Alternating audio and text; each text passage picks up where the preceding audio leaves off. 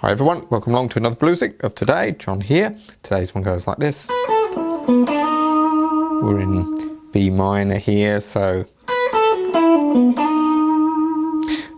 this is 7 on the high E, pull off 10 to 7 on the B, 9 off to 7 on the G, 9 on the D, so far we've got this. Then you're going to hammer on to that major third, which is the D sharp, so from 7 to 8 there. That sounds quite nice lick. You could finish with a little triad at the end. That's a B triad. 7 on the B, 7 on the high E, and 8 there on the G.